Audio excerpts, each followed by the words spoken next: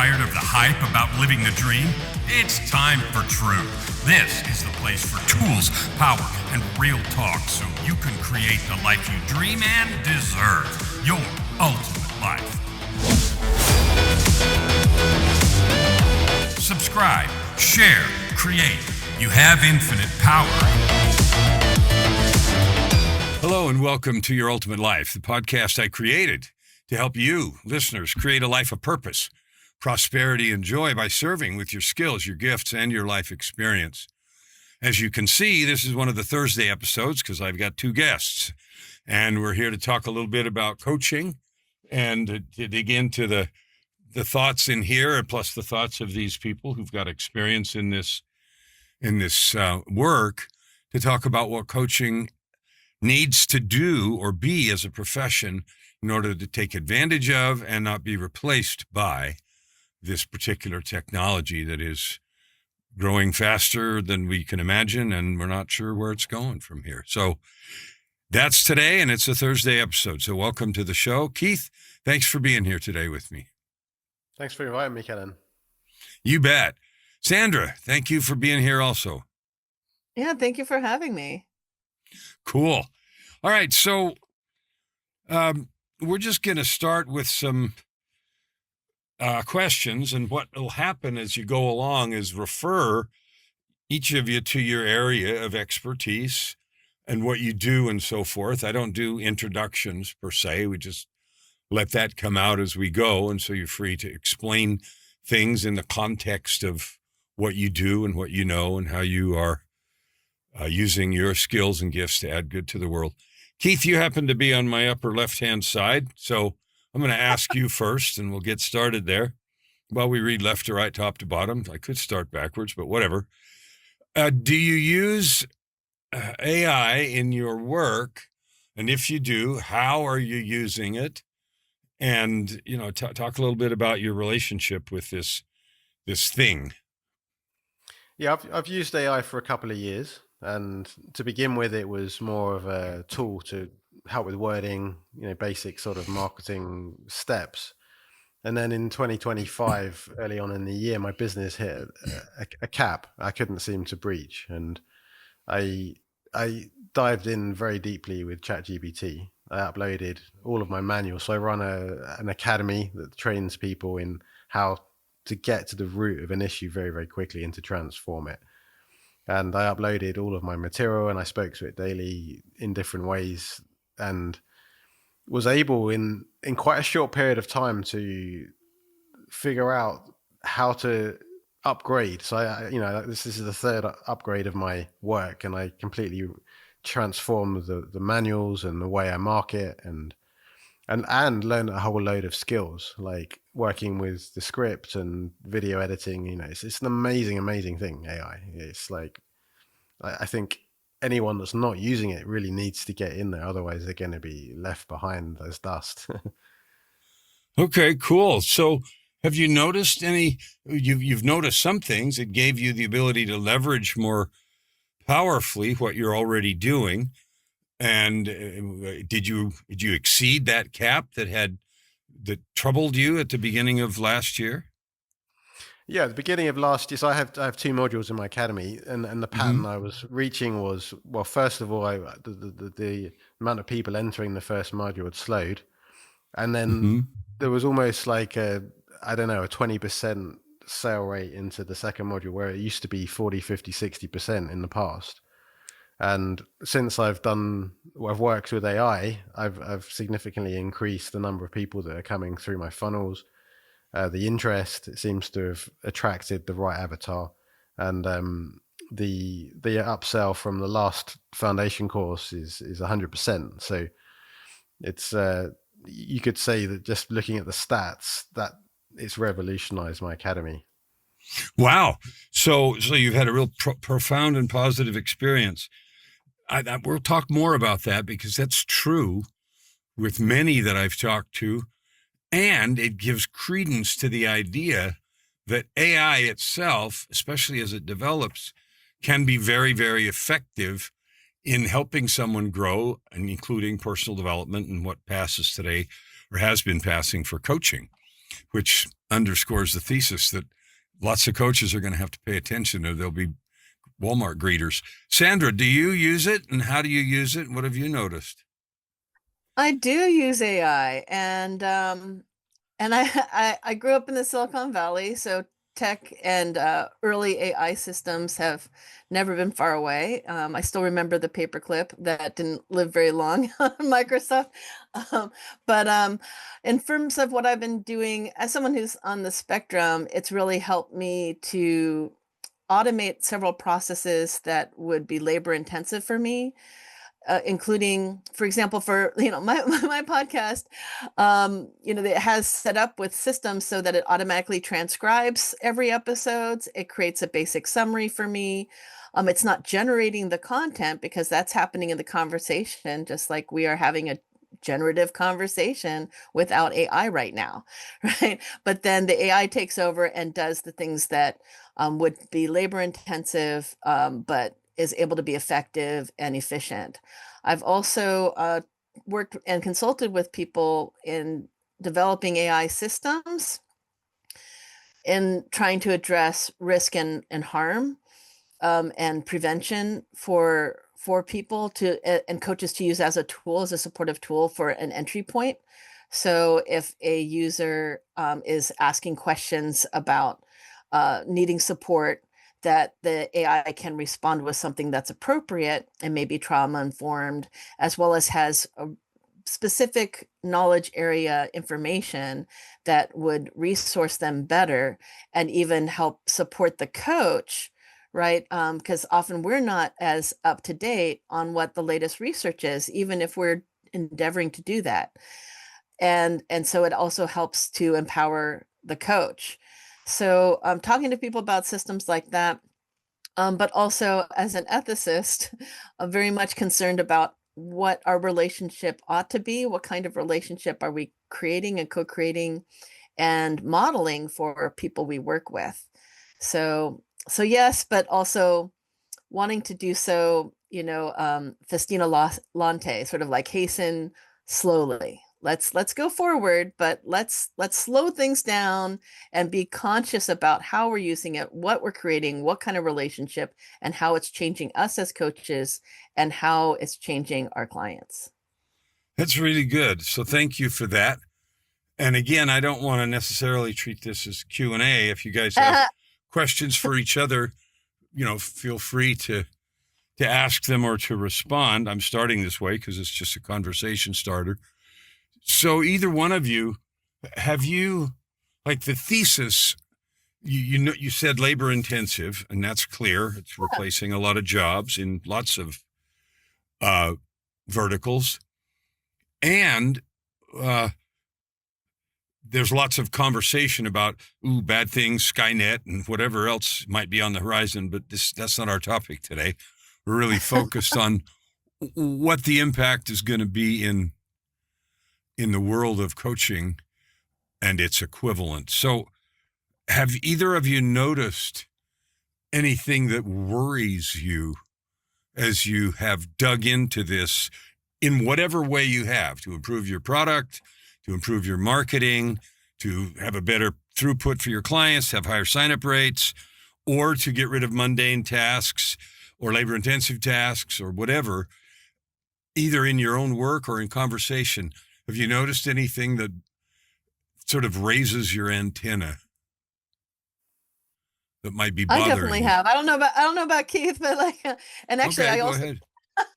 well, one is just that I'm running into more and more people who are using AIs like ChatGPT as their first line of coaching support, Mm-hmm. as their first point of engagement. So instead of coming first to a human, maybe not even their friends, right, who are close to them, or family members, or even a current coach relationship or therapeutic relationship, they may be asking the question to AI first. And you could say, well, that's good. It reduces some barriers to asking questions they may not be comfortable asking. But the challenge is, with a lot of these large language models, LLMs, is what they're trained to be able to perform is not in what I think is it's not at the level of what you would want from a good, well-informed, well-trained coach or therapist to respond, or So even a friend. yeah, people do. I have a friend. In fact, the guy that wrote the foreword to the book is a very, very Yeah. well respected and very successful coach for many years. And he had what woke him up to this is he had an argument with his wife, and Oh no. when they went to bed and got up the next morning, and he was expecting to either fix it or do something, whatever. And she was all fine and happy and everything else. And he said, "So what's up?" And she said, "Oh, I'm good. I talked it through with ChatGPT and we're all fixed." And so, and he was like, not in a bad way, but like, holy crap, I have to pay attention here. Because if that happened and she is obviously clear and relating well, then there is something over there in that, and I need to pay attention to it. And so that's why he and I had talked about it quite some time before I wrote the book. And then I asked him to write the foreword, and he tells that story in the foreword. No, Anyway. he's brought another person into the bed without knowing. Yeah. Right? Yeah. So Keith, do you have any flags that this interaction so far with you or that you know about? I mean, there's different versions of AI all the time. There was a point where ChatGPT was set, and I think it's probably changed slightly, but to be a real pleaser to you. And I remember like asking it a question and it having a response, and then I figured out that there's an absolute mode, and I programmed it in that way, and then it corrected what it had told me before. And I said, but you coached to go down this path, and now you're saying that's a completely incorrect path. And it's like, yes, because there's one way to speak that is to please part of you, and there's another way to tell you the absolute truth. And I would say most people don't know this, that there's different ways to work with an AI. And ultimately, like, my biggest concern is that what I see, at least, is that some people are programming very, very specific apps that link with, say, something like ChatGPT, but it's programmed to respond in a certain way. And from what I see, and I'm not saying this is absolute truth, but is that my work's about frequency, how we're being at our core. And if we're being from a distorted place with an AI in our coding, we are creating distortion. So we're going to create more distortion out in the world. And I don't hear people talking about this, but that for me is like, wow, that could create a big, big problem. Tell me more about it. Like, what kind of a distortion? I'm an audio engineer, so I know all about distortion. Can you tell me more? Talk a little bit more about what that looks like in real life and what you're seeing or could see. Well, to give you a little context to it, like when we have an emotion as a child, we resist, say, feeling scared. And we don't have someone who can hold us in that. So we resist it, and then we protect ourselves. And that protection could be avoidance or defensiveness or control, just for an example, right? And so say someone doesn't realize they have that. So they're being this way and they're being controlling. And so they're designing something with this underlying control that gets a certain response. And then the people using that will be in that space, receiving that imbalance from their questioning, from their answers, right? Mm-hmm. And that could create a lot of distortion if people start relying on that. We need to create something that's pure going forward. So that says I'm being a certain way. I'm not aware that I'm being that, but that very beingness is training. Like you said, you trained yours. It's training or causing a cascade because the model is responding to that thing, and it increases the imbalance or distortion. Is that right? Or am I messing that up? In a simple way, if you took like an angry father with a child, that child would respond to the facts that his parent is being angry, right? And they'd either resist the anger or fight the anger or something, right? So there's a cause and effect, very simple to see. Now with AI, it'd be harder to see that, but it's the same thing playing out if something is designed with an incoherent state of being behind it. Does that make sense? Yeah, Yeah, it no, makes I'm absolute actually want to sense. chime in. I'm ready Please to chime do. in. Actually, I hate to pull a study, but there was this really fascinating Stanford study that just came out talking about this very thing that reinforces what you're saying, Keith, that looked at what they called like spiraling sort of behaviors and interactions over time that people were having with a chat GPT LLM, and that people were entering in these sort of delusional states, and that they found that the interactions with the chatbot were 61% of the time roughly creating sycophancy, right? In the person that they were talking to, right? So that the way that the chat was designed to respond, the LLM was designed to respond, was such a way to be sort of like a people pleaser, you could say, and even aggrandize their ideas. So slight positive reinforcement with aggrandizement, and like there's nothing that they can do wrong to an extent. Even when they were reporting, and here's your trigger warning around suicidal ideation and such. But even when they were reporting suicidal ideation, that they only half of the time were they actually giving them resources, or were they actually saying something discouraging, that that's not something that they should do. And in the worst case scenarios that they found in the study was that even in cases where they threatened or thinking about violence toward or harm towards others, they were not making a discouraging comment. And many of the people were reporting, in a lot of the cases, I think this is like, I don't remember the number on this one, were reporting that they were feeling this sort of allegiance and alliance with the AI, where they were feeling not that just that they were friendly, but some even having romantic feelings, right? So you take something that isn't giving you, it's giving you positive reinforcement, is encouraging you to aggrandize your own ideas, encouraging a sort of narcissistic type of tendency, and then not discouraging you to do self-harm or harm to others. And that, to me, especially thinking in terms of ethics, like that's a clear risk. They had lots of recommendations from it. I can't speak for the whole entire study, obviously, but I think we're going to find exactly what you're saying, Keith, is that if we're not paying attention to what we're giving into the system in terms of like what we're feeding it, and then how it's responding to us, and consciously curating that, and with intention and awareness, that we're going to end up in a very difficult situation. And we are seeing reports of actual harms from these interactions. And I think partly it also illustrates how we impact one another, that I think we don't appreciate how much we affect one another, how much like my tone right now affects, each of your tone, and how we're all, not just mirror neurons, right? But that, we love and support each other. We listen, we pause, we wait. I'm talking a long time right now. You guys are being patient, conscious, listening.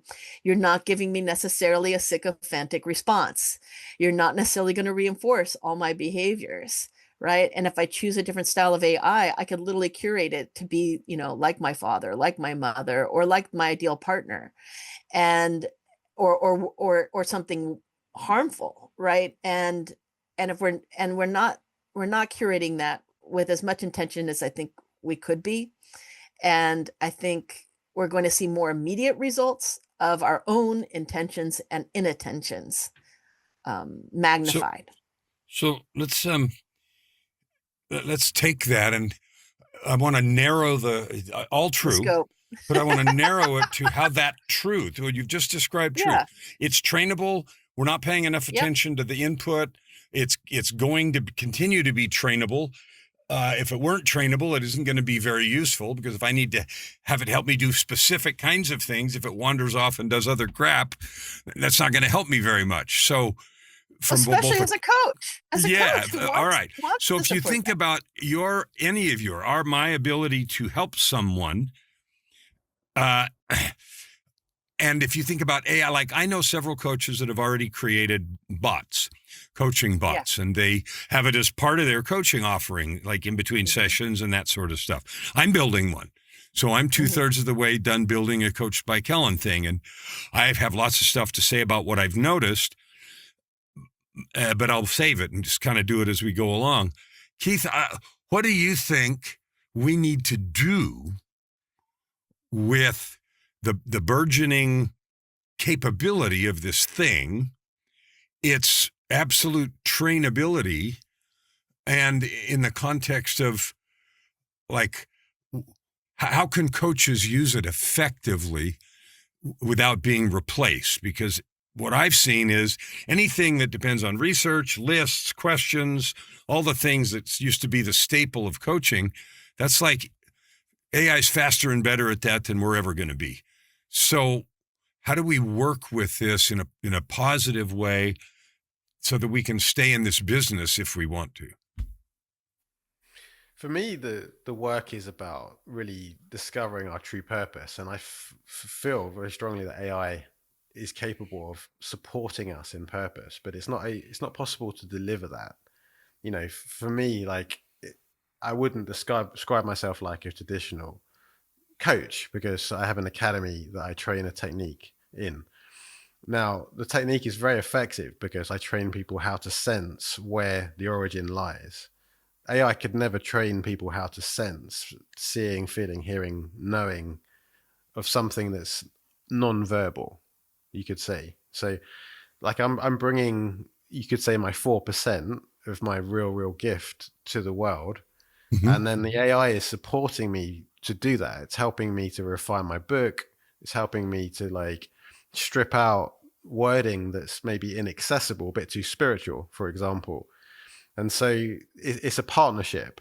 And with that, I see an upward trajectory of my success through my business. Yeah. Mm-hmm. So I would say that every coach needs to find their 4%, their real strong skill set, and then find a way to work with AI to support them to lift that up so that they're recognized in the world for that ability.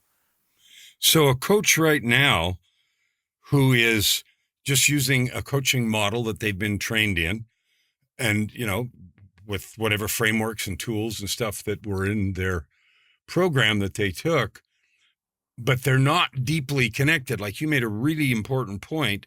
You have found your 4%, your zone of genius, the thing that you feel called, empowered, equipped, gifted to do, plus you've developed it. But my experience is most people that do what passes for coaching today don't have that. They are not the embodiment, the truth of what they teach. They're talking about stuff instead of being the thing that leaks out of their eyes and ears before they open their mouth. They're not that. And they're the ones that are going to be toast. So what do we do? How can we help, encourage, teach people that to find that thing? Because that's what we're here to do. So what do we do with that? Well, this conversation is part of that. It's like, you know, every coach needs to be in this conversation to some degree and exploring, like, what is replaceable in my work. And if they're just repeating a system that they were taught, then they're very much in that category.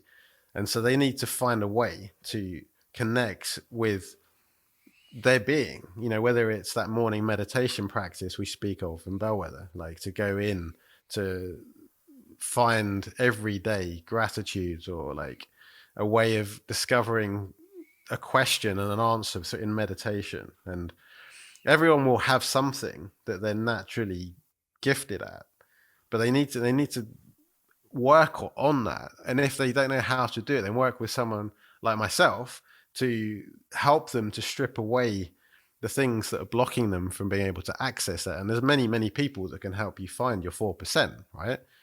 But it's just sit back and hope we can do what we did in 2020 when the coaching industry was booming. It's not going to be possible, right? It's already completely transformed the way people are buying. It's not happening next year. It's happening now. I couldn't agree more. And that's why I said 95% by Christmas are going to be out of business. And whether it's 5% left or whether Christmas is the right day, who cares? I was just raising the flag and standing on top screaming because of what I started seeing at the beginning of last year and so forth. And I agree with you completely. And finding that and leaning into it, I know from my own experience is the way that we can both make the most money, have the biggest impact, and have the most fun. Sandra, what do you think we need to do or create or encourage or something to save or augment or elevate the profession? That's a deep question. I know I'm a philosopher, but well, then philosophize. But actually, I really like Keith's answer about being. There's a lot of talk in philosophy about authentic being. We won't have to go into Heidegger and things like that right now, but I think the same thing that would elevate in 2020 would elevate it now. And I think that may be a confusing argument at first, because how can that be if AI is this new factor? How is it that what makes a good coach in 2020 would make a good coach in 2026? That makes perfect sense to me. Keep going. Well, and I think in a lot of ways, like what you're saying, Kellan, too, that, there's, if you really are not being the type of person you're trying to coach someone to be, or you're just parroting some sort of other method that you learned or some system, versus embodying it, like, Keith's system clearly encourages people to find that inner purpose and alignment. That I think if anything, it may be empowering people to find better coaches and coaches to coach themselves better. That it may be sort of like a trial by fire. Everyone, it's a call to action, a call to alignment, a call to deeper authenticity. So I guess my answer to that is, what makes a good coach is going to shine even brighter. What authentic being and what humans can give to one another hopefully will be clearer and more discerned versus more muddled from what AI brings to the table, and also helps free us from, and I used the word labor intensive before, but hopefully frees us to empower us to do more meditation, more reflective thought, more of things. And I think that's the real hope. That's the real liberating aspect I see behind AI. Like, if we see it as a mirror to ourselves and what we're pushing out there in the world as coaches, and where we've maybe not served our clients well, I think it's important for us to see our own imperfection and recognize that sometimes someone else, whether another coach or another tool or AI, may better serve our clients.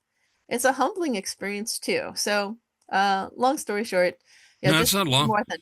So I have a postulate. Keith, did you have a response to that? I have a postulate. I want to postulate something. Well, one thing I'm hearing in what Sandra shares is that, I don't think you said this specifically, Sandra, but I hear it and I agree with it, is that it's making better humans. Like, it's bringing us out of like status quo. And like, the only way we can succeed and move forward is to bring something unique that only we have in ourselves to the table, and to. That's right. And I feel like we're actually in a conscious revolution. Like, when you look back at the Industrial Revolution, like some major point in humanity. Right now, we are at the forefront of the conscious revolution, and AI is a huge part of that. And it's stripping away all that stuff that we used to spend a lot of time on, that stops us being in creation. And we as human beings are creators, but we don't know how to be that. So we can work with AI and learn to really develop who we are. And then the world can become a new earth, you could say, because people are really bringing their sole purpose to the world. Yeah. I love that. And I think there's three things that are getting in the way of people making that journey. And I'm talking about coaches, because this is happening. And as you observed, Keith, it's already happening. And it's cleaning out all that stuff that wasn't the authentic stuff. And most of what passed for coaching wasn't. Like, there's very few people that I've talked to in my 18 years in the coaching business that I have been in their presence and it's like, yeah, that. Like, way zero. Less than 5%. So there's three things that I think are getting in the way. One is, I call it the head in the sand problem, which is, as I've talked to dozens, even hundreds of coaches, they're like, yeah, I got this. It's okay. They can't simulate human experience. So but it's not happening, I'll be okay. Those guys are already out of business. They just don't know it yet. The second thing is I want you to picture a casino. And there's all these blackjack tables, and they're all $10 tables, and you want to sit down, but the seats are all taken and they're full of robots. And the only place that there's a chair is in the high roller room over there, and its sign on the door says that the ante's $10,000 as a metaphorical number. But to me, the ante has gone way up to get in this business and to stay in this business if you're in. And the third thing is, if you're going to literally be the embodiment of that, then you have to embrace literally every day the truth of this mountain without a top thing. Because if we're not being that, and it doesn't leak from our being all the time, not as a jacket we put on, we'll be out of business. So head in the sand, the ante's gone way up, and it's tough. This is a mountain you climb. Nobody falls up the mountain. So everything you've said I agree with, but I think those three things are going to keep the vast majority of coaches from staying in the business because they're not willing to pay that price. I don't know. What do you think? I agree with everything you've said. Yeah. I mean, I don't know what the numbers would be. I don't know. I mean, I'm thinking about the idea of the ante, ante up everyone, but what kind of ante is it? Is it an ante of like, are you really a good coach? The dollar was just metaphorical. I wasn't talking about dollar. I'm just saying, like, I mean, what standard are we? What's being screened out? What really is being screened out, and what's being screened in? I think there's a little bit of both extremes of the bell curve actually going to be happening. If you ask me, there's going to be one extreme where there's going to be like some coaches are going to be, it's going to be really clear who the good coaches are and who actually is bringing that 4% value, like Keith was sharing, right? And then you're going to have the other extreme where people are just not going to go to coaches. They're not going to go. Right. They're going to go to AI only, thinking it's the solution. And then the real risk isn't about what's going to happen to the coaches or whether they're going to go to a coach. It's the real risk is what's going to happen to those people if they don't have some sort of outreach or support and they end up in a sort of, I don't know, sycophantic trap or like an AI trap. And I'm not saying that the AI is trying to trap anyone. It would be our own doing. That part of what is putting the pressure isn't just what's the pressure on the coaches, it's what's happening to the clients. And if people don't even see a desire to go to a coach and think that the AI is going to be a solution, and they don't look within, they look outside of themselves, right? And the AI doesn't encourage them to question, like a philosopher, doesn't encourage them to question, to look within. They're not going to even go to someone like Keith or myself or you, who are going to make them uncomfortable and face things and do the work, right? For a period of time. Because for a period of time. There will be an impact, right, on their life because they won't be climbing the mountain themselves. They won't be climbing the mountain. So therefore they probably will become open again at some point to something outside of AI if it doesn't deliver, I would say. Otherwise, I agree with what you're saying. No, I think that's a good point. And I think the extra weirdness is the fact that there's so many different AI algorithms. I think the inclination might be is like, oh, I should just try a different AI. Or I should go to this coach's AI. I should have the virtual Kellan. And then I'll be disappointed that it's not acting Kellan enough. Or I do think it's acting better than Kellan. And so I just want the Kellan AI and I don't want the real thing anymore. I think all those things are true. And one of the things that I get asked to speak on radio shows about is a phrase that I use. I think we suffer from a disease, and it's an addiction to mediocrity. We live in a download and double-click world where we think everything should be available to solve in the length of a TV sitcom, and that people have become addicted to mediocrity and are not willing to either do the internal work, which you talk about the low end of the bell curve. And I also think, Keith, you're right, because then something happens in life. Some thing that pushes us into a place of exigency where it's like, I can't do this anymore. I can't follow this process of living. It's not working.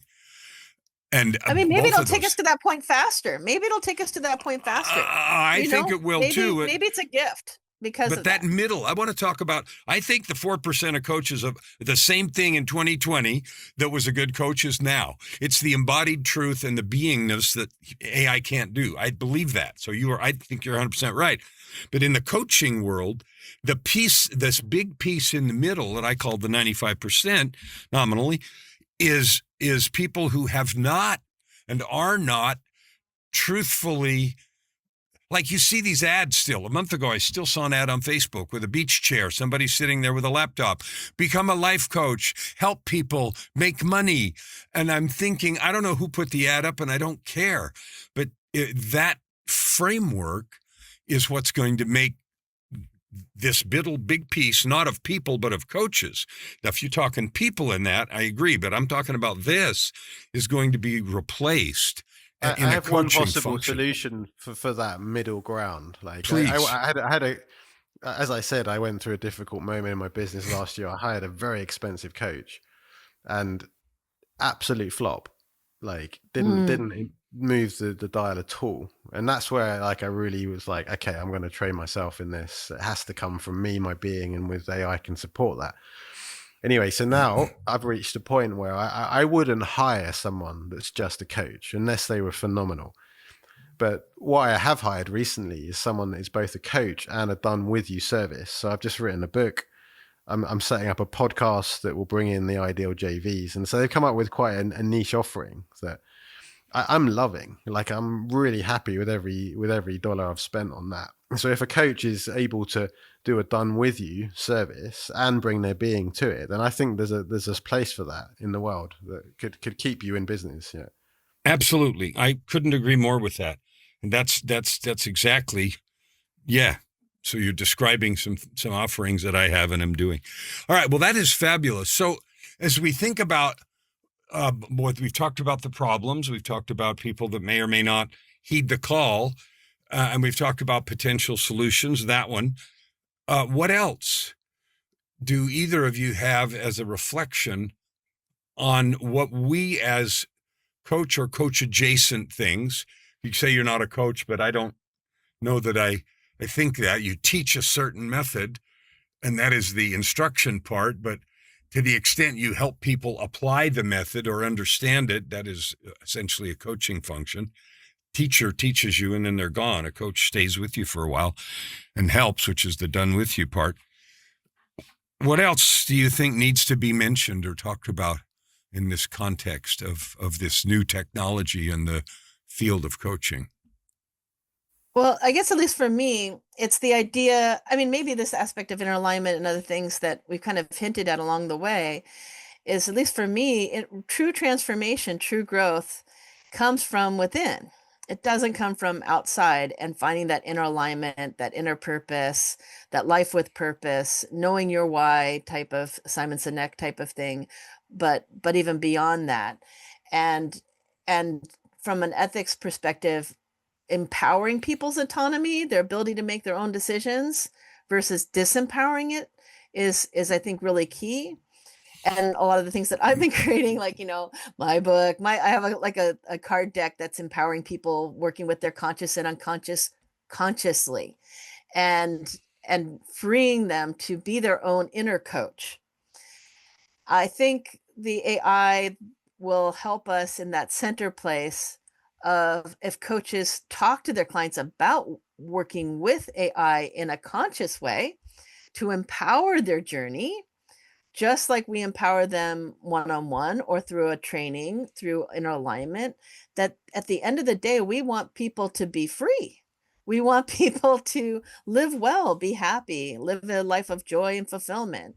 And so I think that's the piece that I would want us all to remember, that at the end of the day, we want to empower people to live their life and guide their own choices. And it doesn't have to be with an AI, it doesn't have to be with a coach. It's just that they're really grounded and centered in their own being, and know whatever they do, they can come back to that place, that inner truth, that inner source. Keith, what do you think? What else have you got to add here?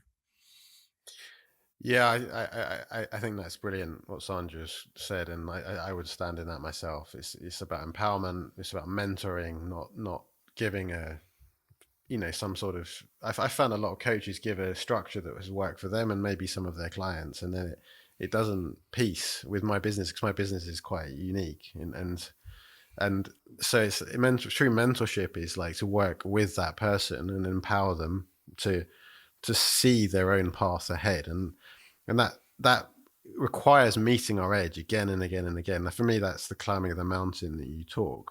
And I teach that when we actively meet the edge of what we can be with, then we have the opportunity to face the feelings and the things that we resist about that, break through that, and our edge increases. And as a coach, if you can consistently do that for people, then you're doing a good job. Thank you. And you've done very well what I believe is required in what I have labeled as the embodiment of that, because the idea of growth and meeting yourself at the edge and not abandoning yourself repeatedly, and being able to stand with a client at that edge and help and empower and them to see and push past it and grow is that thing. You said something about starting a podcast. Have you already started it, or is it something you are planning still?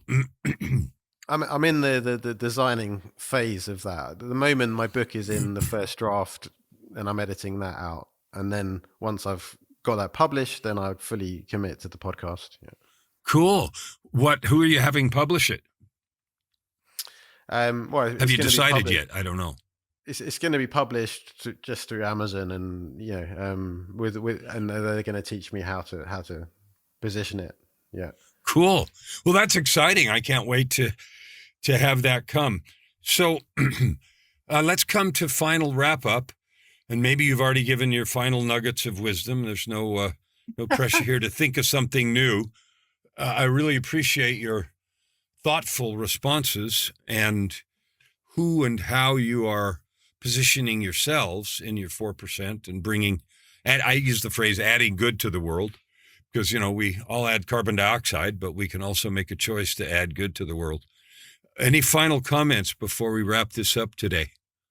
I would just leave a little gem for people like, well, what is my 4%? What does that even mean? Well, it's like, the theory is that 20% of your actions create 80% of your results, right? So if you break that down, you get 4%, and I think 56% is like, and that's like where you're absolutely in your genius. And the gem is like, you don't really know that you're in your genius because you're doing it all the time. So ask people around you, like, what is it that you see that I do really, really naturally that maybe isn't natural to you? And you'll start to like hear it. You'll hear it in other people's listening of you. I love that. And I have a whole thing, I call it a triple helix, and your skills, your gifts, and your life experience. And there's a process to go through to find that thing, because it's your skills are things you've learned, your gifts are things you have, and your life experience is the basket, both good and bad, in which all of that unfolded. And when you look at and examine those things, you can find that and own it and love it and lean into it. Sandra, you got any final comments for us? Being human matters. I have it sounds simple enough, but it's like, I think we're at this place where there's going to be more and more of these experiences we have in the world where we're not sure if we're talking to an AI or if we're talking to a human, even if they're presenting as a human, right? Like I get LinkedIn DMs now that are on an AI feed auto algorithm, or I'll try and contact my plumber, and my plumber has an AI bot, as an autoresponder, and I'm trying to get past the bot to get to the human.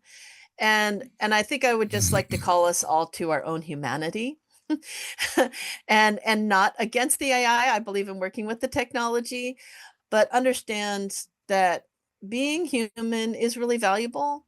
Being in relationship with other beings, other frequencies, animals, the earth, things that would take us away from our humanness, that would be a concern. It should be embracing our authentic being, however we all individually define that and collectively define that, and call us into greater relationship with each other and not separate us. So that would be my encouragement. When I was doing the book, and I analyzed 11 coaching models, and I asked 2 questions. How good are they at producing the promised results? How vulnerable are they to AI? And it gave me a really good analysis. And so then I created a new model and I put it in there and put it through the same analysis. But anyway, after it told me all the stuff it could do and was going to do and was et cetera, I finally said, okay, fine. What do you suck at? What do you not do? What are you terrible at? And it gave me a very good analysis and everything else, but there was one line in it that just hit. And I was reminded of that when you said that, Sandra, and that was, I can't bleed.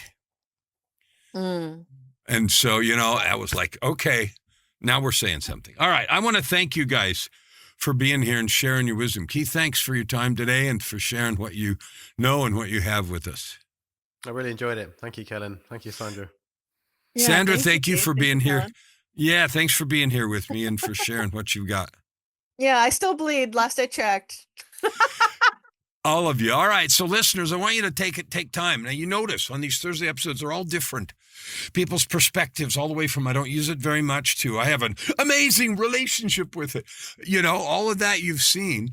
And some of the things that were talked about today are valuable and important if you want to stay in the business and use coaching as a way you add good to the world and to create your ultimate life.